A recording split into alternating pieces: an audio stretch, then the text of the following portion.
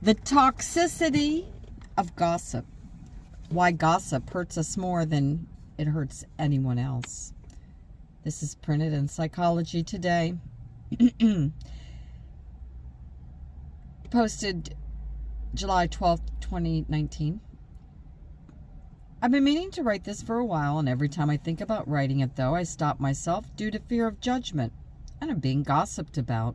Go figure. Every morning I write down 3 lists in my journal: gratitude, affirmations, and intentions. Almost every day the intention of not gossiping is written down. It's a behavior that I still struggle the most with. I get so easily pulled into the toxicity or drama of another's life and feel this internal urge to chime in, agree, or give my 2 cents about a certain life decisions of another person. Every time, without fail, these behaviors or life choices have absolutely nothing to do with me or my life. This is to accept you have to have self-accountability in bringing the gossiping character defect to your attention. To be honest, it's really difficult writing these words right now, and I don't want to publish it because I know there may be some ramifications, which is all the more reason to write.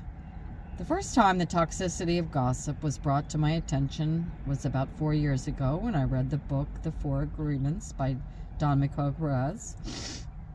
A short existential read, it propelled me into a state of awareness that I didn't know I wanted to have my eyes open to. The first agreement is be impeccable with your words.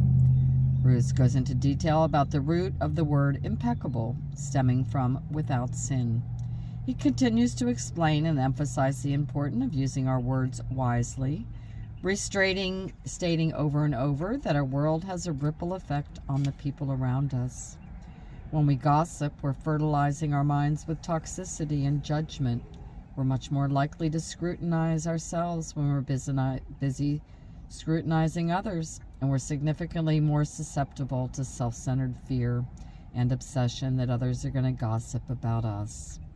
When I feel the internal pang of adrenaline that rushes through me right before I start character assassinating another person, I try to combat by asking myself these 3 questions. Is it useful? The reality is that I don't always practice this mindful technique. The reality is that I'm just as human as anyone else, and I can fall directly into the pit of gossip that almost feels like quicksand. The more you try to justify your actions and reword your gossip, the more you fall into the pit. I try to remember this. I tend to have much more difficult time trusting peers who gossip constantly than the ones who don't. If someone is speaking negatively about all your other friends, then they're likely doing the same about you behind your back. Trust is never fully cultivated, and I find people pleasing your way around their friendship. So let's take a look inwardly at why people gossip. For me, I can inadvertently feel better about myself by putting another person down. You can put yourself up on a pedestal even when you're judging another person for being judgmental, which is also super hypocritical. Like for keeping yourself accountable instead of telling myself, I literally wrote a blog post about this. You can gently say, I don't really like that I just gossiped, and I don't want to do that anymore. I forgive myself for being human, but I'm also going to keep myself accountable by telling on myself promptly and making an effort to change my actions. I'm a firm believer that we cannot shame our way into growth. The last of the 4 agreements is always do your best. That means that some days my best is only going to be 60%. Maybe I'm grieving. I'm physically sick from a cold or the flu, or I'm in the midst of some really intense hormonal cycle. Rather than using that as justification for my actions, I can practice self-compassion and understand that I'm doing the best I can at this moment if I'm being honest as I can. Other days, my best is 100%, and I can live up to my ideals. The most significant thing to help me avoid the gossip trap is surrounding myself with people who are also trying to better themselves and hold themselves accountable.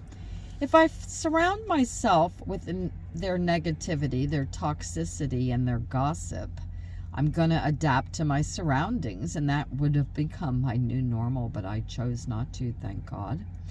If I surround myself with women and men who don't allow themselves to fall into that trap, who are honest with themselves and practice self-compassion, I'm able to grow to those ideals that have been set as the norm. Lastly, whether or not you're in any kind of recovery, you can apply the 10th step in your daily life. The 10th step is to continue to take personal inventory. When we're wrong, promptly admit it.